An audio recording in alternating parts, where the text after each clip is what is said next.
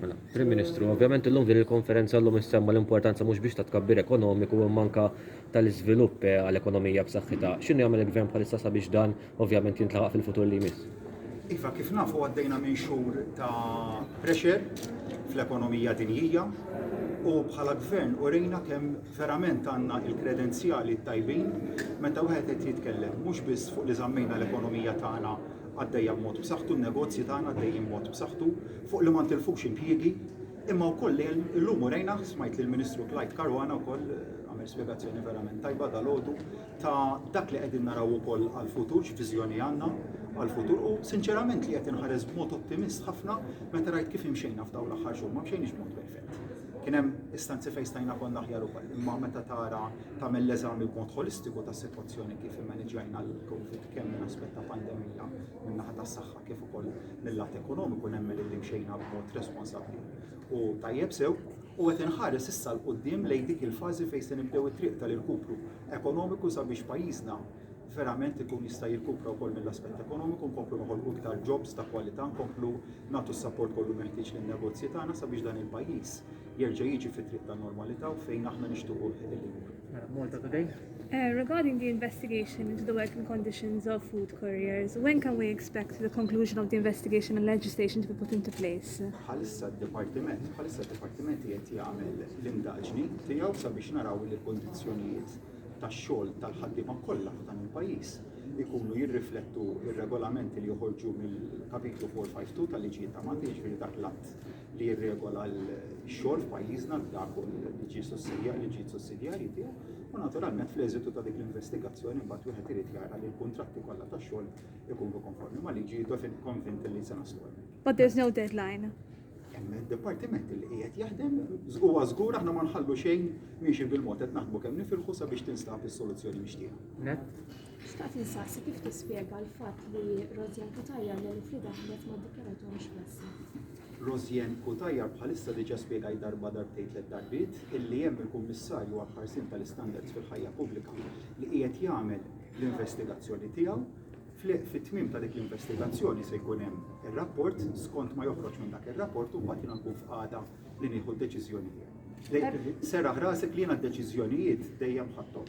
Mhux kif għamel il-kap tal-Oppożizzjoni illi meta kellu ndaġni dwar Jason Azzopardi suppost kellu proċedura ta' dixxiplina fuq Jason Azzopardi xeħta taħt it-tapit u ma ħareġ xejn minnha. Però sa dan it-tant għaliex ma sospendejtix. Sa dan diġà għad li qed nistenna l-eżitu tar-rapport tal-Kummissarju għall-ħarsien tal-Standards nissolleċitah biex jagħlaq l-investigazzjoni kemm jista' jkun malajr sabiex jiena nkun f'pożizzjoni li nirregola l-pożizzjoni tiegħi u kwalunkwe deċiżjoni li hija meħtieġa jiena dejjem noħodha kif dejjem għamilt dawn l-aħħar xhur ħadd ħafna deċiżjonijiet ibsin kull meta kien hemm ħtieġa ta' deċiżjoni jibsa dejjem kont fuq quddiem nettu ħadda. Selim lek ngħid. Il-illum semmejt il-viżjoni dwar l-ekonomija l-ħadra li nimxu lejha semmejt iktar spazji miftuħa u kif nużawhom aħjar. Se jkollna iktar żoni fejn innaqsu l-karozzi minnhom u jkollna iktar spazji pubbliċi u f'dal-każ forsi hemm xi eżempji. Il-ħaġa dwar il-COVID biżna nofs ix-xahar il-miżuri u sal-aħħar tax-xahar il-ħsieb għal Marzu huwa li kif kont qed inti mmorru nibdew lura normal.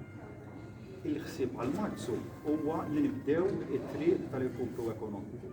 Fost oħrajn dan ifisser illi aħna nibqgħu nżommu s-sitwazzjoni mill-aspett mediku taħt kontroll kif qegħdin nagħmlu issa, nibqgħu nlaqmu kemm nifilħu nies sabiex ikollna dak ir-riżultat mixtieq kif qiegħed ikollna biraħ ħadd nisma' il-Mr. Charles Maljan Sopport, il-Head tal-Infectious Diseases Unit li spjega b'mod ċar kemm il-vaċċin qiegħed iħalli l-effett li huwa meħtieġ l-ewwel parti tal-irkupru ekonomiku tkun li aħna jkollna nġibu sitwazzjoni medika fejn nixtiequ aħna. Minn hemmhekk imbagħad inkomplu l-żieda tal-jobs, inkomplu noħolqu l-impjiegi, inkomplu nsaħħu n-negozji tagħna, nibdew inħarsu mbagħad li minn Marzu qed nitkellem f'Marzu, imma li wkoll nibdew inħarsu kif se nerġgħu nġibu t-turiżmu, l-industrija tat-turiżmu b'saħħitha f'dan il-pajjiż, però il-pożizzjoni għal Marzu se tkun waħda kawta. Jiġifieri mhux se naħarbu niġru ngħidu ntajru l-miżuri kollha li għandna fis-seħħ.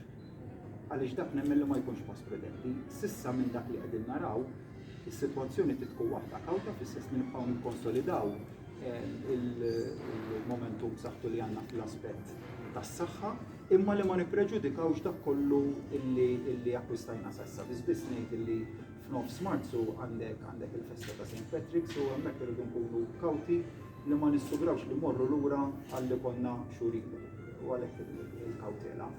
Dwar l-ewwel domanda tiegħek, dan il-pajjiż għandu targets ambjentali u ta' tnaqqis ta' emissjonijiet li huma ambizzjużi li huma sett min-naħa tal-Kummissjoni Ewropea, kulħadd jaf jridu naslu fl-2050, iżda għandna wkoll targets intermedjarji fosthom dawk tal-2030 fejn fl-aħħar Kunsill Ewropew qabilna kemm iridu jitnaqsu l-emissjonijiet. Pajjiżna għandu żewġ modi kif jista' jnaqqas dawk l-emissjonijiet.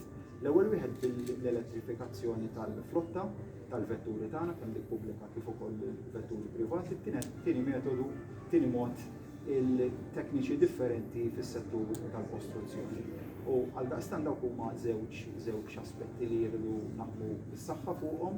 Jiena konvinti li t-targets li għandna nilħuhom sal-2030 fil-kuntest ukoll tal-realtajiet ta' pajjiżna li aħna l-iżgħar stat membru fl-Unjoni Ewropea, li aħna gżira u allura hemm ir-realtajiet speċifiċi ta' pajjiżna, imma determinati nibqgħu naħdmu m'hemmx dubju li n-nies l-ewwel wieħed irid nara ambjent aħjar f'dan il-pajjiż, ambjent aħjar ifisser aktar spazji miftuħa, aktar public spaces, aktar ħdura madwar il-pajjiż u ħdura nitkellem fis-sens pożittiv jiġifieri l-tisbieħ ta' madwar il-pajjiż, u nemmen li dik hija x'tixra ilha il-ġenerazzjoni futura tagħna. L-legat li rridu nħallu lil pajjiżna huwa ta' wieħed ta' ambjent aħjar ta' żvilupp li huwa komplementari għall-ambjent u sostenibilità. Miżura oħra li tiskadi f'Marzu hija dik tal-weight supplement. Il-gvern għandu pjanijiet biex jestendi iktar u għadek temmen li nistgħu naslu sal-business as usual ekonomikament f'Mejju. Rigward il-weight supplement għaddejjin diskussjonijiet ukoll involuti l-Ministru għall-Finanzi fihom sabiex dak li se jiskadi fl-aħħar ta' Marzu ikun hemm possibilità li jiġi estis għaliex ma jagħmel ebda sens li f'dan il-mument li qegħdin naraw bażikament light at the end of the tunnel nirtiraw support li huwa kruċjali għan-negozji tagħna kif aħna konna wara n-negozji tagħna fl-aktar mumenti diffiċli. Issa li bdejna triq tal-irkupru ekonomiku ikun kontrosens li dak il-negozji li bqajna għandhom is-support u dal-aħħar xhur nirtirawlhom support fl-iktar mument kruċjali. Il-target ta' Mejju li aħna nkunu xejna sew il-qudiem fil-irkupru ekonomiku ta' pajjiżna kif ukoll fit-triq lejn-normalità jibqa' hemmhekk indeterminat li nibqa' naħdem bis-saħħa fl-ultima tiegħi tiegħi sabiex naslu fejn aħna nixtieq. U dan ma ngħidux u forsi naqqat mad-domanda ta' Nigel ukoll. Ma ngħidux bħala kelma fl-arja, imma ngħidu b'mod konkret għaliex aħna rajna kif dawn l-aħħar ġimgħat bħalissa qegħdin ukoll l-ewwel fost il-pajjiżi tal-Unjoni Ewropea f'dik li hija rata ta' tilqim ras imbras.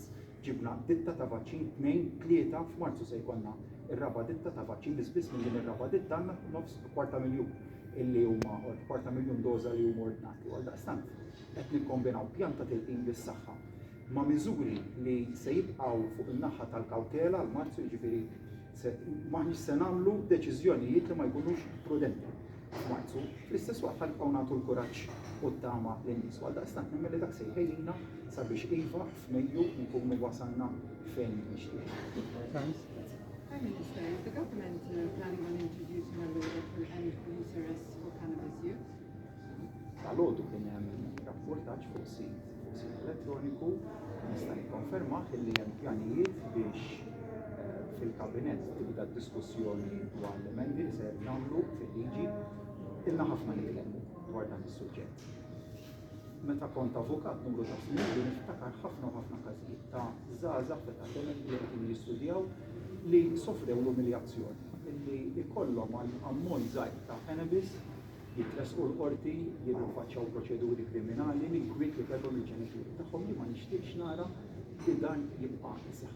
Però mhux ħammorru xi deċiżjonijiet li huma min-naħa għal-oħra, jiġifieri mhux se mmorru f'estremitajiet. U allura dak li qiegħed li se jiġi propost huwa tnedija ta' white papers se nkunu qegħdin nikkonsultaw mal-stakeholders kollha, però d-direzzjoni hija waħda ċara illi bħalissa ma' sitwazzjoni ta' depenalization sa' ammont ta' 3.5 grams.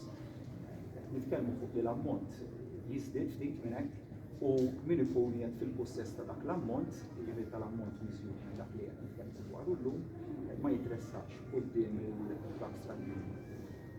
U għed nitkellmu wkoll mbagħad dwar jekk ukoll ikollok xi dritt li tkabbar numru ta' pjanti, numru ta' pjanti mhux se jkun wieħed eċċessiv, imma nemmen li din hija ma jistax ikun inti jkollok żagħżugħ li jinqabad joint, jitressa jittieħed l-assa, jiġi arrestat, jiġi interrogat, jitressa quddiem it-tribunal jew quddiem il-qorti ma nemmenx li dik hija triq il-quddiem.